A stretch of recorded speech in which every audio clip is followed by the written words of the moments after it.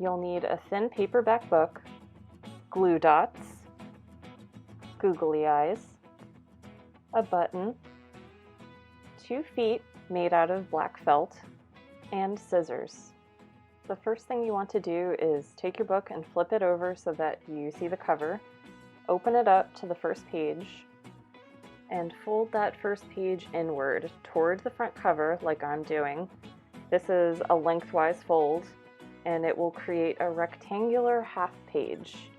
Now fold the bottom corner of the page inward like this. It creates a little triangle at the bottom, and then do the same thing with the top of the page.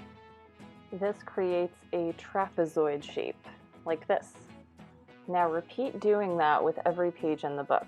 You want to do that same lengthwise fold to make it a rectangle, and then fold in the corners and move on to the next page. So you can see what I'm doing is just repeating that over and over with every page in the book.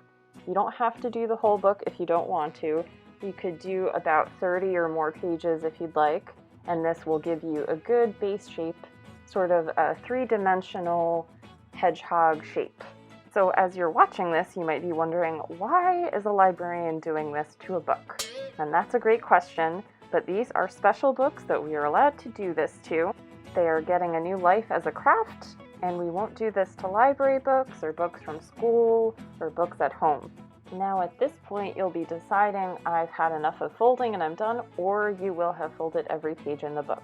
In this case I'm going to show you how I'm just ripping out some extra pages that I've decided I don't want to fold.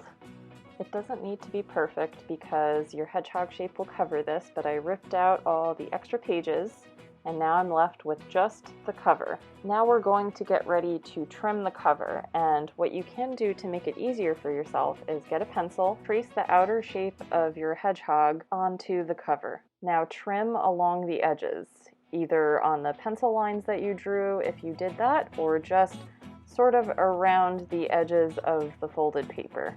It doesn't need to be perfect, and you can make it a little smaller than the shape if you want. We're just trying to hide the cover. Once you're happy with the shape of the cover that you have left, you can move on to decorating your hedgehog. Time to use the glue dots that came with your kit.